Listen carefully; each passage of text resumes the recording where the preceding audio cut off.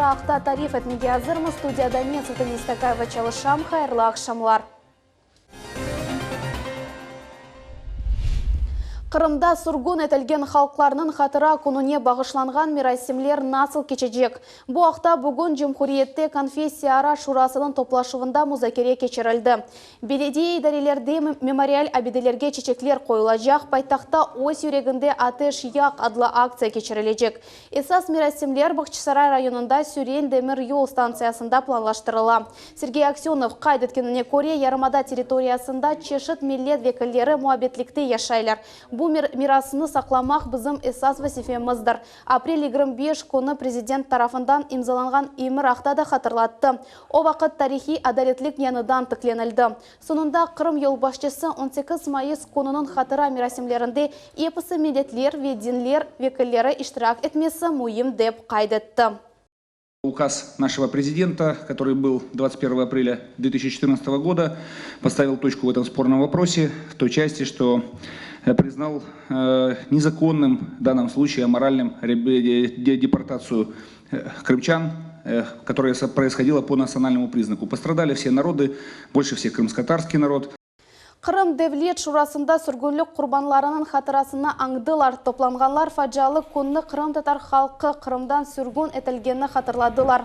Девлет шурасының рейсі Владимир Константиновның сөзлеріне көре бүгін оларының реабилитациясы бойынша бұйық иш алып барыла. Бұйым тарихи адалетлікнің тікленілмесі МДФЦП программасының еріне кетірілевідір. Общий объем выделенных средств Федеральной целевой программы по направлению обеспечения межнационального единства в 2018 году составил 2 миллиарда 712 миллионов рублей. В 2019 году на эти цели выделено 2 миллиарда 594 миллиона рублей. Более 38 тысяч справок о реабилитации получили ранее депортированные граждане. Более 500 семей из реабилитированных граждан обеспечены собственным жильем. Материальную помощь на завершение строительства индивидуального жилья получили 420 человек. Для репатриантов строятся школы, детские сады, многоквартирные дома. Создаются культурно-просветительные учреждения, средства массовой информации. Жемхуриетте милетлер ара бірлік бекітілігі бойынша насыл ішлер япыла. Халықларының милли медениетінің инкишафына насыл дестек көстерілі.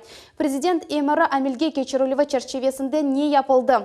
Бұл суаллер сүргінлік құрбанларының хатыра күніне бағышланған матбуат конференциясы девамында музакере етілді. Көрешу видео көпірші кілінде кечті. Впервые уже 2 года в Республике Крым успешно реализуется программа по выдаче грантовой поддержки национально-культурным автономии. Так, порядка 4 миллионов за 2 года уже были реализованы. Порядка 13 национально-культурных автономий сумели поучаствовать, получить такую грантовую поддержку на различные свои проекты. Кроме того, существует 3 наших подведомственных учреждений. Это медиацентр имени Гаспринского, который занимается издательской деятельностью и широко представляет ту деятельность, которая сегодня в республике реализуется через медиацентр. И, конечно же, более 300 мероприятий сегодня у нас уже проходит ежегодно в республике. И каждая национально-культурная автономия, на мой взгляд, не остается без внимания. Қырым татарлары үшін дешетлі күн. 1944 сенесі 18 майыс күні дүния тарихында ebediyen матем күні оларақ қалажақ. Халқымыз еллар жеватанға авдет олынмақ арзусынен яшады. Мұхбирымыз Айша Шулакова сүргінлікке орағанларнен сүбетлешті ве қырылған өмірлері қында тариф етмеге азыр. Ялтадам таш yükledi, gemim dolmadı. Будут тереге 75 yıldan ziyade oseda. Küçük bala olğanda Hatice kundu onun meyvelerini aşağıda. Terek vahşi vakalarının şatı, o ev sahiplerinin yokluğunu gördü ve onlar gibi ömrünü devam etti. Çok yıllar geçken son Hatice Kartana Aluşta yanında yerleşken Tuvaq köyüne ana babasının evine kayıttı. Afsus ki bina başkalarının ellerinde birinci bakıştan pek yaramay alda buluna. Nasıl girdiğimiz? Öyle de duruyor.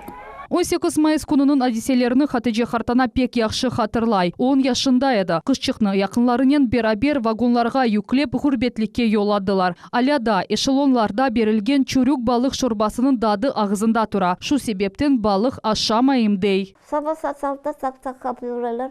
18 günlük aş hazırlanırdı. Dur varayım kızıma da geleyim de adam diyor. Hadi kısacaksın diyor 18 güne al diyor 18 güne diyor. Al kartlarım da alınamadı. Bir yere vermedi sonra kartlarım şu budur yoktu. Durganda polis anam sorap verdi. Öylelikle anam bir haftadan sonra anam bizi tapabildi. Хозяева! Evvelleri bu ev Gulnara Ilyasovanın ecdatlarına mensup edi. Sürgünlükten evvel mında Cever Seycililova bitasının ailesi yaşaydı. Здесь вот жила бабушка со своей мамой, папой, а здесь жила семья сестры ее. Butun yalan olgan xenlikte qabatlanuvlarga bakmadan Cever Seycililova sürgünlük yerlerinde Ulu Galebege o sisesini koşmağa devam etti. Margilan şehrindeki Yipek kombinatında paraşüt tıktı. Они там изготавливали парашютную ткань и отправляли на фронт. То есть, несмотря на то, что в принципе, да, вот как бы их выслали, тем не менее крымско-татарский народ оставался верен советскому руководству. Жиышылмаға bir kaçdaka hiçbir şey anlatmadılar. Karşılık göstergenge kurşun cezası 92 yaşlı Alime Osmanova 18 Mayıs sabahını tamam böyle hatırlay. Olar Kurantasının Taraktaş'ta yaşaydılar. Bir şey aldırmadılar, vardık oturduk maşinaya. Kaytıp vardım başıma bir tane platok alayım desem o soldatlar ne pускаю dedi, sırlayı dedi, niço ne bir gitti dedi. Öyle de kayıttık vardık maşinaya oturduk. Poyuzda kütüyük, Balaban Asanokalarda öyle kanser niyeti sasıgan, onları pişirip, onları koyarlar. Taş koyaylar, çay koyaylar, çayını kaynanca poyuz atpıraydı. Vagonlar esasen kadınlar, kartlar ve ballarının tolu edi. O vakit Kırım Tatar kişileri Sovet ordusunda kureşe ediler. Kırım'dan yüzlerce bin adam sürgün edildi. Olar Orta Asya'ga, Sibir ve Ural'a düştüler. Birinci 1,5 yıl içinde halkımızın aman yarısı elak oldu. Tamam bu yerden Süren adlı stansiyasından 44. senesi 100 binge yakın insan sürgün edildi. Bu Bakçısaray, Ahmetjit rayonlarının ve Akyar, Yalta şehirlerinin sakinleri. Sovet fikirlerge binaen sürgünlük 2. Dünya Cengi başlaganda 20 bin Kırım Tatar askerinin kaçuvu yani masovaya dezertirstvo degen şeyinin bağlı edi. Emiş yarımadamızını Almanlar işgal etken zaman halkımız olarga kol tutkan. Lakin alimler arxiv vesikalarını ogrenip araştırmalar geçirilgenleri bunu tolusunen redete. В общей сложности где-то 12 тысяч вернулось с фронтов. Это почти половина. Такая статистика по всем репрессированным народам. То есть за время войны, потому что все мобилизованные в 1941 году, они воевали все 4 года. А 1941-1942 год это самые тяжелые потери. То есть несмотря на такие жестокие потери от начального периода войны, вот, вернулось все-таки 12 тысяч. И они стояли на спецучете. Массовый коллаборационизм деген қабатыны алып ташлағанына бақмадан Кырым татарлар ватанға күтлеви шекілде тек 80-нчі сенелерінің сонында қайтып олдылар. Тарихи адалет тек 2014 сенесі апрелінің 21 күні ғайырдан тікленілді. Русияның президенті Владимир Путин реабилитацияқта эмир имзалады. Вахши фаджа хатырасына Бақшысарайға яқын жерде сүргінлік құрбанларына бағышланған Сүрен адлы мемориал комплексы құрыла. 18 майыс күні есе хатыра күні кібі қайдетілі. Адет үзре bu күні мында матем тәдбірлері өткерілі. Митинг реквием, чечеклер қойылығы ве театраль саналаштырмалары кечірілі. Кырым бойынша есе эпосы жәмелерде дуалар оқылacak. Айша Шулакова, Асан Зивадинов, Виталий Голубев, Миллет үшін. Память сильнее времени. Кырым Уедислик ве педагогика университетінде Кырым татарлар халқының құрбанлар хатырасына бағышланған түгерек маса өткерілді. Тәдбір дуанен ве сүкунет даққасынен башланды. Мерасимде 44 сенесі майыс айында олып кечкен вақиаларының шаатлары Девлет Дума мебусы Руслан Бальбек, Милетлерара Девлет комитетінің рейсі Ленур Абдураманов, язычылар, санат эрбаплары ве жемаатчылар иштирак еттілер.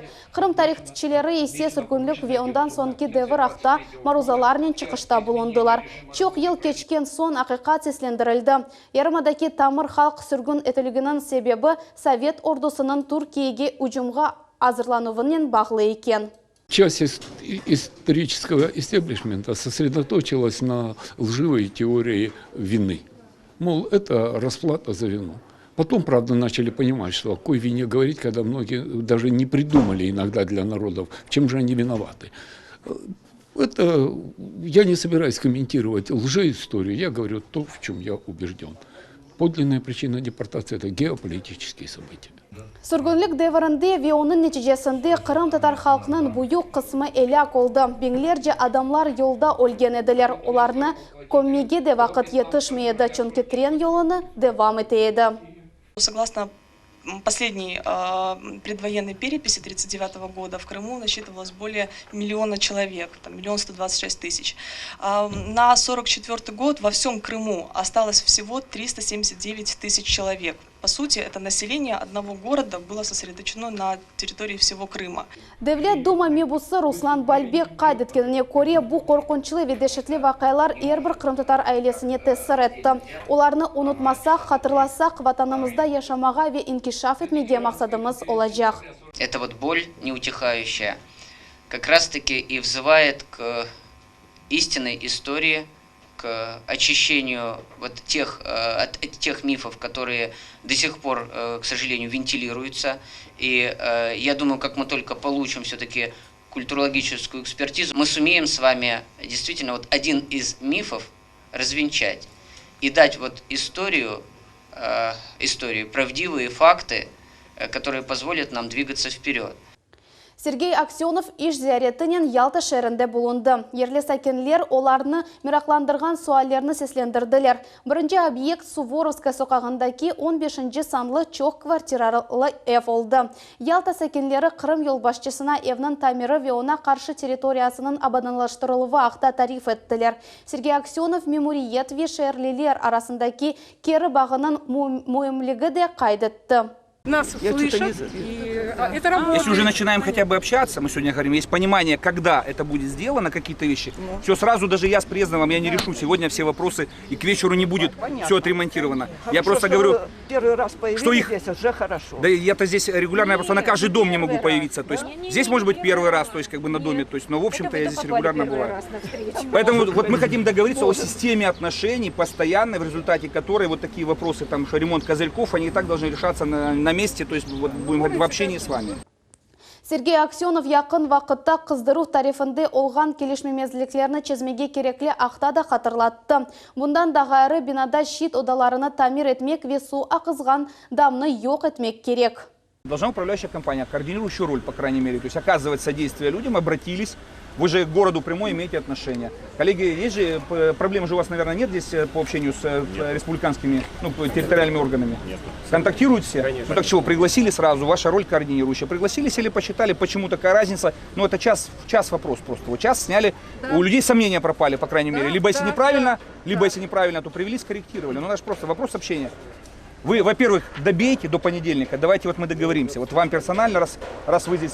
До понедельника добейте, значит, все вопросы с отоплением. Сегодня вот после встречи, у кого еще, допустим, есть такая разница, разбег такой, то есть как бы в оплате, то есть все предложения должны быть в понедельник.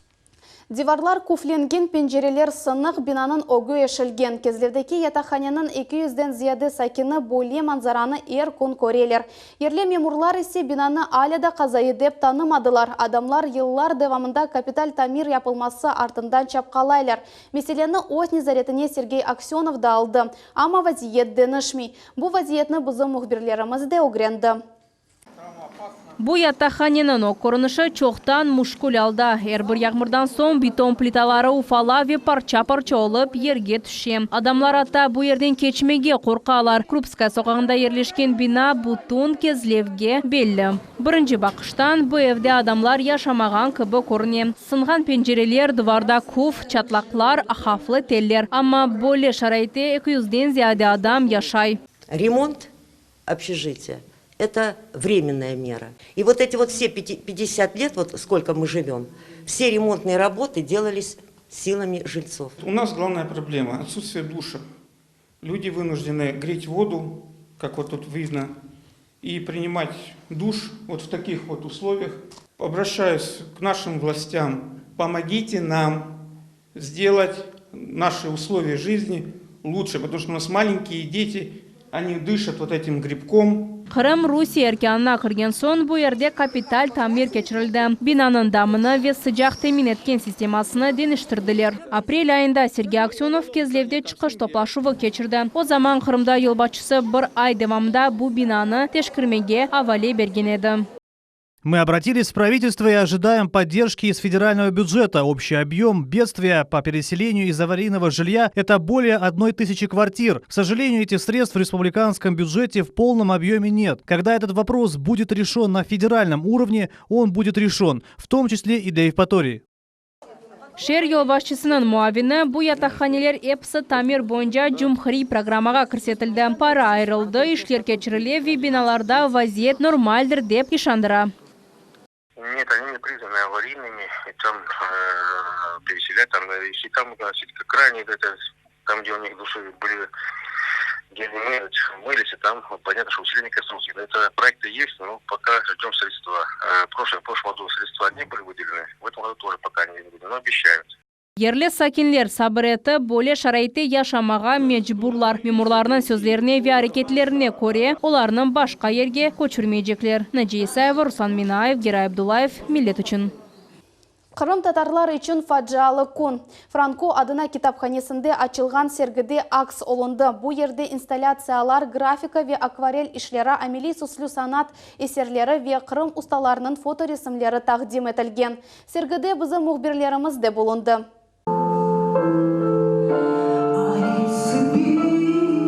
Китапханеге хас олған теналықта тек ғам ве қатевет нағмесі рессам ве языжы Шевкет Кешфединовның 1944 2019 сенелері майсының 18-ы. Ольчев усылы адлы сергісі бойле башлана. Я ставлю перед собой задачу изменить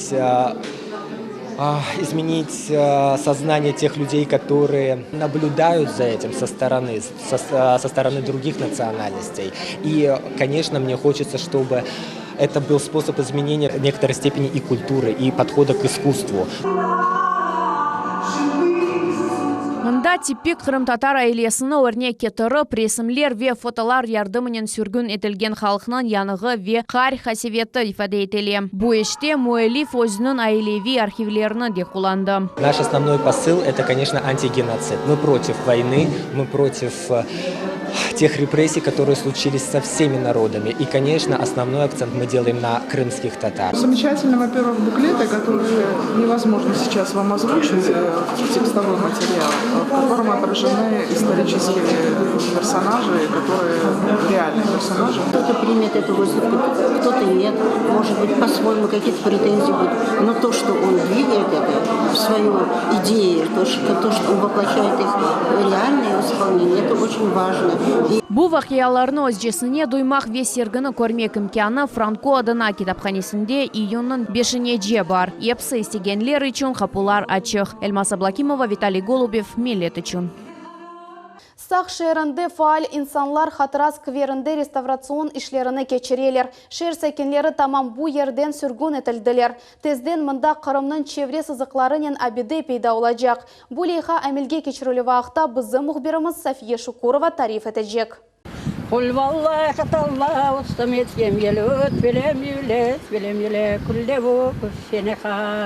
Амиде Мустафаева ел мұнда Демирюл вокзалға келі. Өсергінлікке елек олғандылардың рухына дуа оқуй.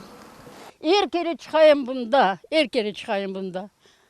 İşte dinleyeyim, ne diyeyim, ağlayık, sızlayık, özümüzü uspakayıp deyip, güzel Mevlam'a işte dua yapayık ölülerimize, dirilerimizin sağlığına, ölülerimizin cancıklarına yarabim. Амиде Мустафаева сүргінлік олғанда 6 yaşında еді. Оны ве оның тұвғанларны Судақ районын Құтлақ көйінден Уралға сүргін еттілер. Ғұрбетлікте чоқ елар деваманда ватан асыретлігіні чекті. Бүтін хал хоғынде бір мақсат тұра еді. Ана топыраққа қайтмақ. Я не думала, что я доживу до сегодняшнего дня. После такой жизни, ведь все отобрали, ведь в 1944 году дом отобрали, двухэтажный стоит, отобрали все, и дома, и все имущество, все. Я не знаю, каким образом выжили, не знаю, может, лес кормил. Такое горе пережили, голод, холод, разуты, раздеты, 40-50 градусов мороз, по 2-3 метра, снег, это я не знаю, как можно было выжить. 2014 senesi Сақ шайырының истират бақчасында сүргінлікте елек олғанлардың қатарасына бағышланған абиде пейда oldu. Тамам бу ерден ерлі сәкінлер сүргін өтілді. Сквер тап советлер деверінден бақылмаған еді.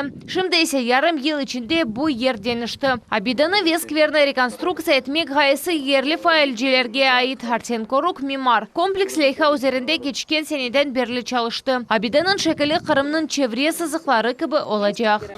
Идея самого памятника заключается в том, что Крым не может жить без своего сердца, без народа.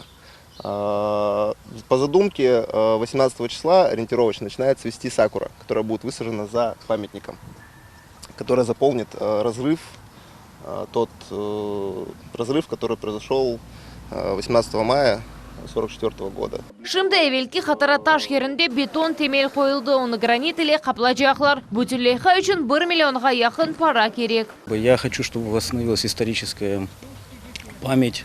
Люди знали о том, что именно с этого места и отсюда была осуществлена депортация крымско-татарского народа. Чем больше будет людей участвовать в этом проекте, тем быстрее этот проект осуществится. И, естественно, своего рода каждый внесет свою лепту. И приходя сюда, будет знать, что не только кто-то сделал это, что и он сам в этом участвовал.